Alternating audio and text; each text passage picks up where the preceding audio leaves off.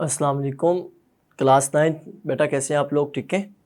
آج ہمارے اسلامیات کے لیکچر میں ہم اپنا جو تعارف قرآن مجید والا چیپٹر تھا اسے تھوڑا سا اور کمپلیٹ کریں گے، اور اس میں آج ہمارے پاس ٹاپک ہے قرآن مجید اور حدیث نبوی میں حدیث نبوی کا. ٹھیک ہے، تو چیپٹر کا نام تو ہمارا ہوتا ہے قرآن مجید و حدیث نبوی، تو اس میں ہمارے پاس آج کا ٹاپک ہے حدیث نبوی کا.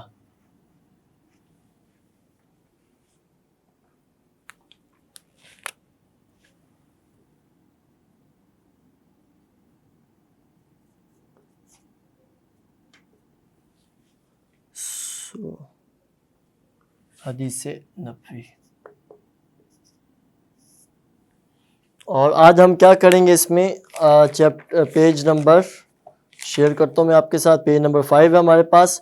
تو آج ہم حدیث پہ گفتگو کریں گے، اور کچھ چیزیں میں آپ کو بتا دیتا ہوں جو ہمارے ایڈیشنل شارٹ کویشچن بن سکتے ہیں، اور ہمارے پاس یہ ساری چیزیں ہمیں اچھے سے انڈرسٹینڈ کرنی ہے. سب سے پہلے ہے ہمارے پاس اہم نکات،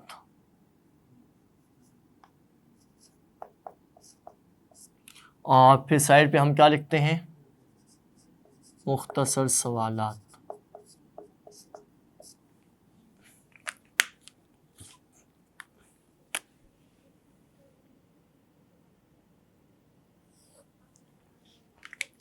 جی ہم ریڈنگ کریں گے بیٹا، اور ساتھ ساتھ کچھ چیزیں آپ ہائی لائٹ بھی کریں گے. آپ اپنی بک ساتھ رکھیں گے تاکہ آپ کو ایزی رہے گا.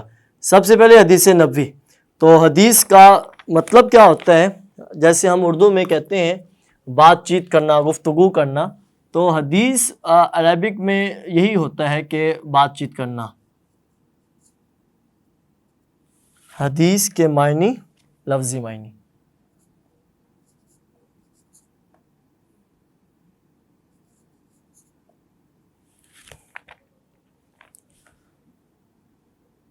بات اور گفتگو کے ہیں.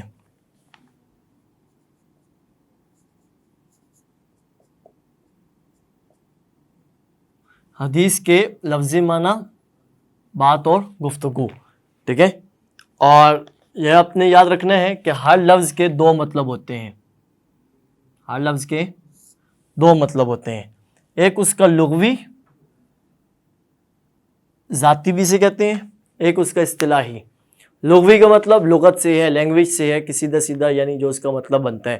اور اصطلاحی کا مطلب ایکسپلین، وضاحت، تشریح، ڈیٹیل میں جو ہم اس کے بارے میں جانتے ہیں، اور اسے ہم اصطلاحی کو عام لفظوں میں استعمال کرنا بھی کہتے ہیں. فار ایگزامپل جیسے ہمارے پاس یہ حدیث ہے، جب بھی میں آپ کے سامنے کوئی بھی حدیث کا لفظ استعمال کرے گا تو ہمیں کیا یاد آئے گا؟ حدیث. حدیث کا مطلب تو نبی پاک صلی اللہ علیہ وسلم کی بات ہے.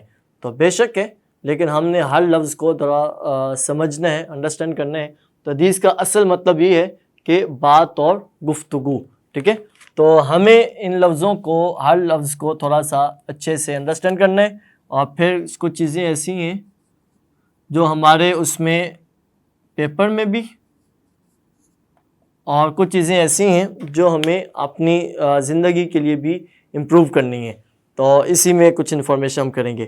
آگے ہے جی، شروع ہم کریں گے. تو حدیث کے لفظی معنی بات اور گفتگو، یہ دونوں لفظ ہائی لائٹ کرنے ہیں اپنے.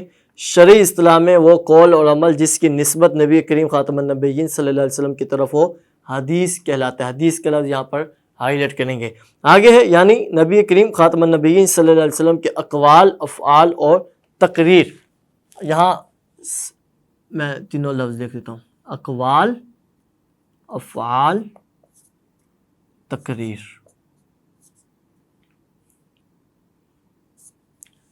اب یہاں ایک سوال بنائیں گے. باقی دونوں چیزیں تو شاید ایزی ہوں گی ہمارے لیے، لیکن حدیث تقریر سے کیا مراد ہے؟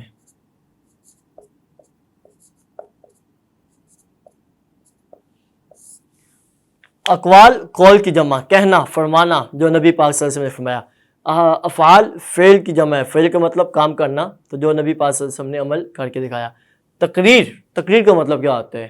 کچھ بچے آنسر کریں گے تقریر کا مطلب سپیچ ہوتا ہے، تو وہ بھی سپیچ جو ہے وہ بول کے ہی کی جاتی ہے، تو ایسا نہیں ہے. اس میں ہمارے ساتھ یہ آنسر لکھا ہوا ہے. تقریر کا مطلب یعنی کوئی ایسا کام جو آپ خاتم النبی صلی اللہ علیہ وسلم کی موجودگی میں کیا گیا اور آپ خاتم النبی صلی اللہ علیہ وسلم نے اس پر خاموشی اختیار فرمائی ہو کا مجموعہ حدیث نبوی کہلاتا ہے. یعنی وہ کام جو کسی نے نبی پاک صلی اللہ علیہ وسلم کے سامنے کیا، آپ کی موجودگی میں ہوا، تو آپ نے اسے خاموشی سے دیکھا، سنا، سماعت فرمایا، تو وہ بھی دین کا حصہ، حدیث کا حصہ وہ بھی کہلاتا ہے. آگے حدیث نبوی کی اہمیت و فضیلت، یہ ہمارے پاس ہیڈنگ ہے، اور اس میں ہم کیا لکھیں گے کہ حدیث نبوی کی اہمیت و فضیلت میں نبی کریم خاتم النبی صلی اللہ علیہ وسلم کے حدیث مبارکہ دین کی تعلیمات کا سرچشمہ اور رشد و ہدایت ہیں. سرچشمہ اور رشد و ہدایت، یہ لفظ یہاں پر ہائی لائٹ کرنے ہیں. آگے ہے جناب رسول اللہ صلی اللہ علیہ وسلم کی بعثت کے مقاصد میں سے اہم ترین مقصد قرآن مجید کی تشریح و تفسیر اور اس کا عملی نمونہ فراہم کرنا. یہاں عملی نمونہ لفظ بھی ہائی لائٹ کریں گے اور تشریح و تفسیر بھی. تشریح و تفسیر لفظ میں ذرا اہم نکات میں لکھ دیتا ہوں، اسی پہ ہم تھوڑی سی بات بھی کریں گے. تشریح و تفسیر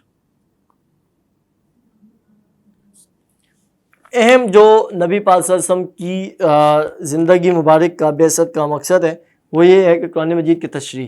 اب مطلب کیا ہے؟ مطلب یہ ہے کہ قرآن پاک ایک تھیوری ہے جسے ہم جسٹ پڑھتے ہیں، سمجھتے ہیں، لیکن اس کا پریکٹیکل، اس پر عمل کرنا کیسے ہے، وہ سارا کچھ لائف سٹائل جو نبی پاک صلی اللہ علیہ وسلم کا ہے، ہمیں اس پہ عمل کرنا ہے، ان کو پڑھنا ہے، ان کی ذات کو دیکھنا ہے، اس کے مطابق اپنی زندگی کو ڈھالنا ہے. اب یہ ہے کہ قرآن مجید کی اگر میں اگزامپل دوں، قرآن مجید میں کتنی دفعہ آیا ہوا ہے نماز پڑھو، نماز پڑھو، نماز پڑھو، نماز پڑھو. نماز کا فائدہ یہ ہے، نہ پڑھنے کا نقصان یہ ہے، بٹ یہ کہیں پر بھی نہیں آیا ہوا کہ نماز پڑھنی کیسے ہے، نماز کی رکعت کتنی ہے، نماز کا ٹائم کیا ہے. یہ ساری چیزیں بہت کم کچھ قرآن پاک نے بتایا ہوا ہے، لیکن بہت سی باتیں نہیں بتائی کہ نماز پڑھنی کیسے ہے.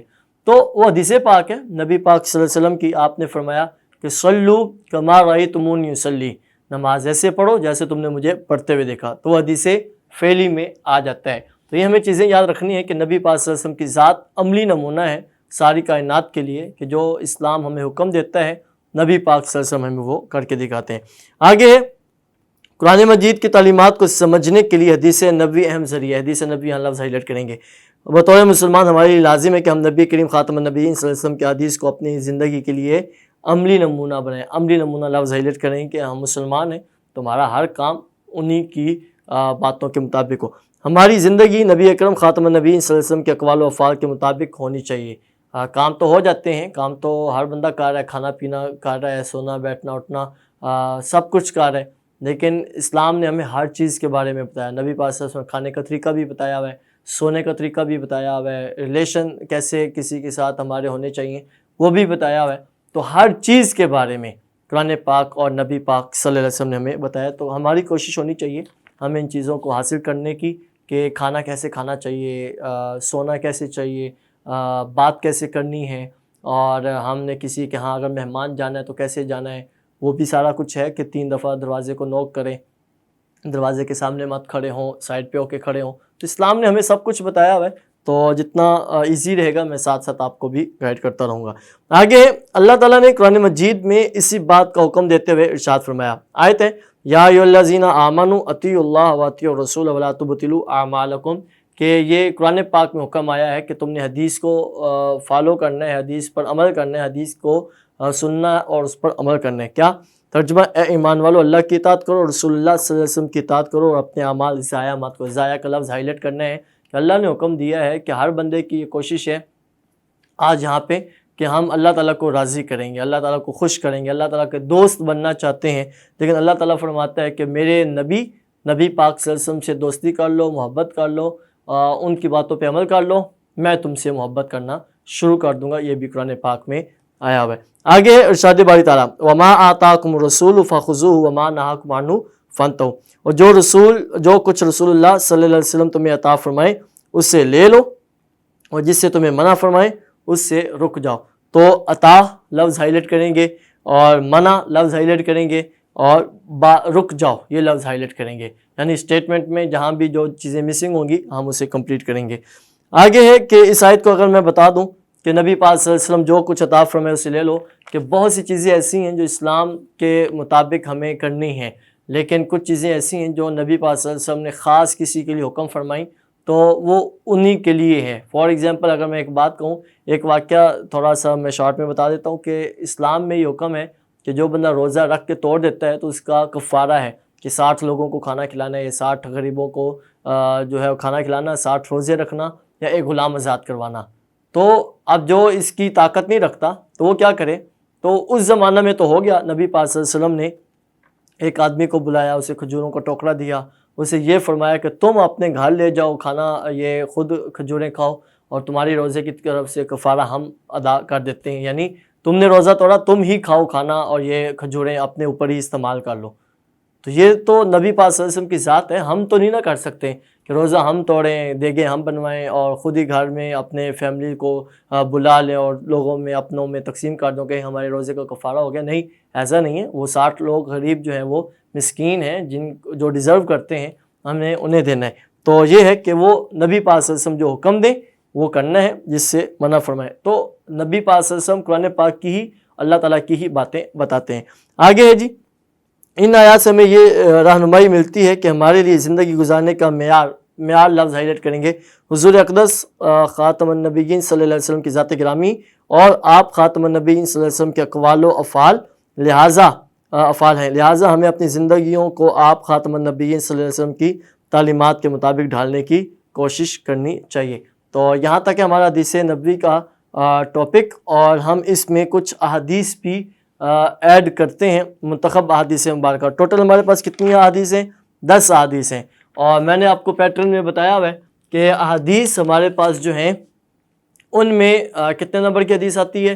3 نمبر کی 3 نمبر کی حدیث آتی ہے، جس میں صرف اور صرف ترجمہ کرنا ہے، اور کہیں اگر ہمیں تشریح کی ضرورت پڑے گی، جیسے لاسٹ ٹائم پیپر میں بورڈ میں یہ کہہ دیا گیا تھا کہ حدیث کا ترجمہ اور تشریح کریں، حالانکہ تشریح آپ کے سامنے پیج نمبر 6 ہے، تشریح نہیں دی ہوئی، صرف ترجمہ دیا ہوا ہے، آپ کے پاس بک ہے تو اس میں دیکھیں کہ صرف ترجمہ ہے، تشریح نہیں ہے۔ تو تشریح اگر پیپر میں آ جائے تو ہم نے چھوڑنی نہیں ہے، ہم نے اپنی ہی کچھ میں نے بتایا تھا آپ کو کہ ترجمہ اچھے سے انڈرسٹینڈ کرنا ہے، ترجمہ اچھے سے یاد کرنا ہے، انڈرسٹینڈ کرنے کے بعد اسی ترجمہ کو تھوڑا سا ہم ڈیٹیل کریں گے ہاف پیج تک۔ فار ایگزامپل پہلی حدیث دیکھیں ذرا، اکمل المؤمنین ایمانا احسنہم خلقا وخیارہم لنسائہم۔ پہلی حدیث ہے، مومنوں میں سے کامل ترین ایمان والا وہ ہے جو اپنے اخلاق میں بہتر ہے، بہترین اخلاق کا لفظ یہاں پہ ہائی لائٹ کریں گے، اور ان میں سب سے بہتر وہ ہے جو اپنی بیویوں کے لیے بہتر، بیویوں کا لفظ یہاں پر ہائی لائٹ کریں گے۔ اب یہاں ترجمہ تو ایسا ہی ہے، ترجمہ تو ہم نہیں چینج کریں گے، یا ترجمہ میں تو ہم کچھ اور نہیں کریں گے، ترجمہ ہمیں ایسا ہی اتنا ہی یہی یاد کرنا ہے۔ تشریح میں ہم یہ کچھ چیزیں ایڈ کر سکتے ہیں کہ نبی پاک صلی اللہ علیہ وسلم کا اپنا اخلاق بہت اچھا تھا، آپ نے سب کے حقوق ادا فرمائے اور اپنی امت کو بھی حقوق بتائے کہ عورتوں کے حقوق کیا ہیں، بچوں کے حقوق کیا ہیں، پڑوسیوں کے حقوق کیا ہیں۔ تو ہر ایک کے ساتھ اخلاق سے پیش آنا، کیونکہ قیامت کے دن جو سب سے زیادہ وزنی کسی کے اعمال ہوں گے تو اس میں اخلاق کا جو حصہ ہے وہ زیادہ ہونا چاہیے، تو وہ زیادہ دیکھا جائے گا۔ اتنا ہم اپنے لفظوں میں کر سکتے ہیں، کہیں آپ کو ضرورت پڑے گی تو آپ ضرور مجھے بتائیے گا کمنٹ باکس میں، ہم یہ اپنی چیزیں ڈیٹیل کریں گے۔ نمبر 2، من لم یرحم صغیرنا ویعرف حق کبیرنا فلیس منا۔ جو ہمارے چھوٹوں پر رحم نہیں کرتا اور ہمارے بڑوں کا حق نہیں پہچانتا وہ ہم میں سے نہیں۔ ہم کا مطلب کیا ہوتا ہے؟ جیسے ہم نے قرآن پاک کے بارے میں پڑھا تھا، ہم کا مطلب کہ وہ اللہ تعالیٰ کی ذات ہے۔ حدیث میں ہم، مجھے، ہمارا، میرا لفظ آئے گا تو وہ نبی پاک صلی اللہ علیہ وسلم کی ذات کی بات ہوگی۔ تو یہ چھوٹوں پر رحمت اور شفقت کے بارے میں نبی پاک صلی اللہ علیہ وسلم نے فرمایا۔ آگے ہے نمبر 3، ایھا الناس اتقوا اللہ واجملوا فی الطلب فإن نفسا لن تموت حتى تستوفی رزقها وإن ابطأ عنها فاتقوا اللہ واجملوا فی الطلب خذوا ما حل ودعوا ما حرم۔ اب ترجمہ کہ اے لوگو اللہ تعالیٰ سے ڈرو اور اچھے طریقے سے اعتدال کے ساتھ روزی طلب، اعتدال کا لفظ اور روزی کا لفظ ہائی لائٹ کریں گے، کیونکہ کوئی انسان اپنا رزق پورا کیے بغیر نہیں مرے گا، اگرچہ اس رزق کے حصول میں دیر ہو جائے۔ چنانچہ اللہ تعالیٰ سے ڈرو اور اچھے طریقے سے روزی طلب کرو، جو حلال ہے وہ لے لو اور جو حرام ہے اسے چھوڑ دو۔ چھوڑ دو یہ لفظ ہائی لائٹ کرنا ہے، اور باقی ہمیں یہ ترجمہ یوں ہی یاد کرنا ہے۔ یہاں میں آپ کو ایک سوال بتا دیتا ہوں، رزق حلال کے متعلق نبی پاک صلی اللہ علیہ وسلم نے کیا فرمایا، یہ سوال ہم بنائیں گے۔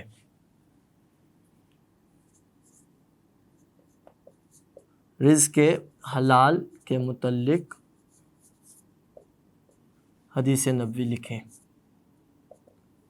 ورڈنگ چینج ہو سکتی ہے، فرمان رسول لکھیں، فرمان نبوی لکھیں، حدیث مبارکہ لکھیں، تو ہمیں آنسر وہی کرنا ہے، حدیث نبوی لکھیں،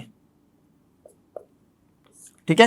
تو یہ آنسر یہاں پہ، تو ہم اپنی احادیث کے ساتھ یہ ٹائٹل رزق حلال کی فضیلت یا رزق حلال کا حکم، یہ ہم اپنی ہر حدیث کو ایک ٹائٹل دیں گے، اس کا ایک نام اس میں ایڈ کریں گے۔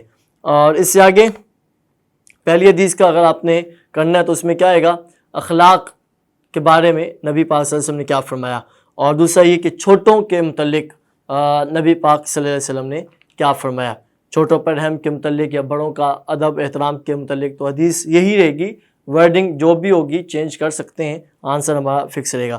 نمبر 4، من احب ان یبسط لہ فی رزقہ وینسأ لہ فی اثرہ فلیصل رحمہ۔ یہاں ایک اور چھوٹے چھوٹے ہم ٹائٹل ہی کریں گے، اور ٹائٹل کا پرپس بھی یہی ہے،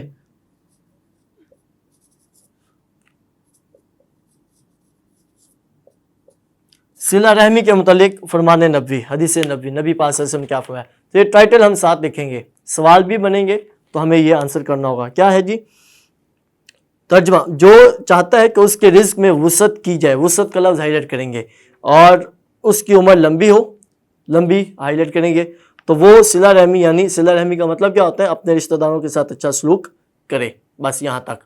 اچھا، اس سے آگے ہمارے پاس نمبر 5 حدیث ہے، ان النبی صلی اللہ علیہ وسلم فی الکبائر قال الشرک باللہ وعقوق الوالدین وقتل النفس وقول الزور۔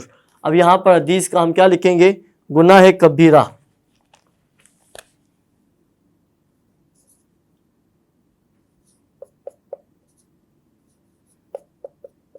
گناہ کبیرہ کی وضاحت کریں۔ وضاحت کا مطلب، گناہ کبیرہ وہ گناہ جو بڑے گناہوں میں ہے، کہ ہم جب دعائیں یا نمازیں عبادات کرتے ہیں تو ہمارے صغیرہ گناہ معاف ہو جاتے ہیں، یہ وہ گناہ ہیں جو جلدی معاف نہیں ہوتے۔ اس کے لیے کنڈیشن یہ ہے کہ جب ہم توبہ نصوحہ کر لیں، پکی توبہ کر لیں کہ جو ہوا سو ہوا، آج کے بعد نہیں ہوگا، تو اس میں پھر اللہ تعالیٰ ہمیں معاف فرمائے گا۔ تو کون کون سے ہیں؟ رسول اللہ صلی اللہ علیہ وسلم نے کبیرہ گناہوں کے بارے میں فرمایا، اللہ کے ساتھ شرک کرنا، والدین کی نافرمانی کرنا، قتل کرنا اور جھوٹ بولنا، یہ کبیرہ گناہوں میں سے ہیں، یہ 4 ہم اس میں ایڈ کریں گے۔ اگر 3 پوچھے جائیں گے، 2 پوچھے جائیں گے تو ہم اتنے ہی لکھیں گے۔ آگے نمبر 6، ان اخوانکم خولکم جعلہم اللہ تحت ایدیکم فمن کان اخوہ تحت یدہ فلیطعمہ مما یاکل ولیلبسہ مما یلبس ولا تکلفوہم ما یغلبہم فإن کلفتموہم ما یغلبہم فأعینوہم۔ ٹھیک ہے، غلاموں کے بارے میں حدیث یہاں لکھیں گے، غلام،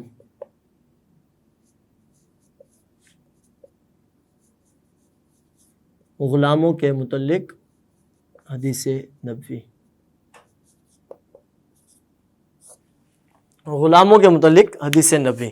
تو یہ ہے غلام، ان کے بارے میں بتایا گیا ہے کہ تمہارے غلام تمہارے بھائی ہیں، بھائی کے لفظ ہائی لائٹ کریں گے، انہیں اللہ تعالیٰ نے تمہارے ماتحت بنایا، ماتحت لفظ ہائی لائٹ کر، ماتحت کا مطلب کیا ہوتا ہے، تمہارے انڈر کام کرنے والے، تمہارے زیر سایہ یہ وقت گزارتے ہیں۔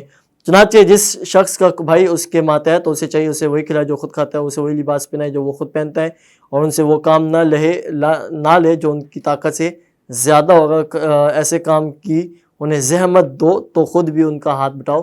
ہاتھ کا لفظ ہم اس میں ہائی لائٹ کر سکتے ہیں، ٹھیک ہے۔ آگے نمبر 7، ٹائٹل ہم نے اس کا لکھ دیا تھا پچھلی حدیث کا، سوال نمبر 5 تھا ہمارا، تو یہاں پہ نمبر 5، من افتیا بغیر علم کان اسمہ علی من افتاہ ومن اشار علی اخیہ بامر یعلم ان الرشد فی غیر فقد خانہ۔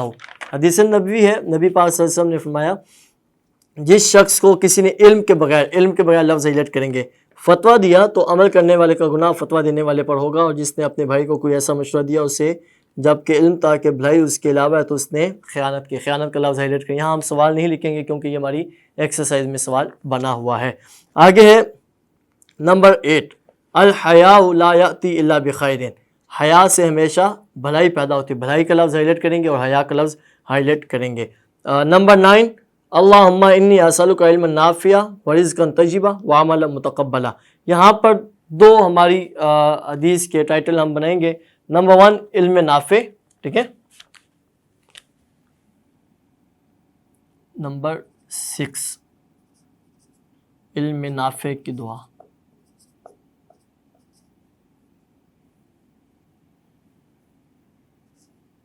इल्म नाफे की दुआ, तो एक तो ये है, दूसरा रिज़्क़ के हलाल रोज़ी की दुआ, तो ये भी हमारे इसमें आ सकते हैं।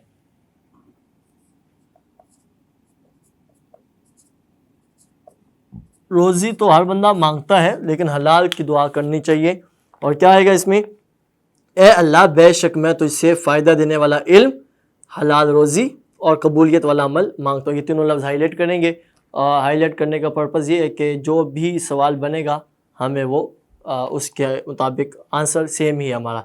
नंबर 10 लास्ट हदीस है, कुल्लुल मुस्लिम अलल मुस्लिमी हरामुन दमुहु मालुहु व इर्दुहु। ये अल्फाज मैंने भी हमें याद करने हैं।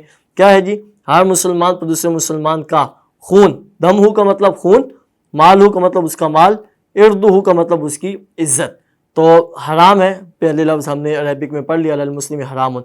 तो हदीस में हम ये लिखेंगे नंबर 7 आखिरी,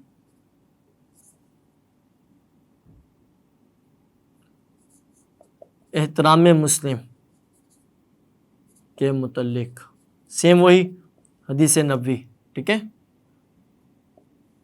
एहतराम मुस्लिम के मुतल्लिक नबी पाक सल्लल्लाहु अलैहि वसल्लम ने क्या फरमाया, तो ये हमें यहाँ पर करना है कि हर मुसलमान पर दूसरे मुसलमान का खून, माल और इज़्ज़त हराम है। आगे है अस्माउल हुस्ना, अल्लाह ताला के नाम है। तो ये तकरीबन 20 नाम है। इन नामों का आपने तर्जुमा याद करने हैं पेपर में, बोर्ड के पेपर में, और हमारे कहीं अगर हम टेस्ट वगैरह देते हैं तो उनमें भी 2 कम अज़ कम ये लाजमी पूछे जाते हैं। शॉर्ट क्वेश्चन की सूरत में 2 नाम आते हैं, और एक अगर आएगा तो MCQs में आएगा। तो हमें ये अच्छे से अंडरस्टैंड करना है। अल्लाह ताला के नाम है, ज़ुबानी भी याद करने की कोशिश करें। और आज का टॉपिक लेक्चर हमारा बेटा यहाँ तक मुकम्मल है। आज के टॉपिक को आपने अच्छे से अंडरस्टैंड कर लिया होगा। ये हमने हदीस के कुछ सवालात बनाए हैं, कुछ हमारी एक्सरसाइज में जब हम वो करेंगे तो हमें ये पता चलेगा। हदीस नबवी की अहमियत के बारे में बताया, उसके हदीस की अक़साम क्या क्या है, अक़वाल, अफ़ाल और तकरीर है, और बाकी ये सारी चीज़ें हमने अच्छे से अंडरस्टैंड करनी है। अगर इनमें कहीं कन्फ्यूजन होगी, कहीं कुछ प्रॉब्लम होगी, जो चीज़ें आप अच्छे से अंडरस्टैंड नहीं कर पाएंगे, तो आप अपना ज़रूर उसके बारे में पूछिएगा, और मैं इंशाल्लाह आपको उसमें गाइड कर दूँगा। ठीक है बेटा, ओके, अल्लाह हाफिज़। आपने इसे अच्छे से अंडरस्टैंड करना है।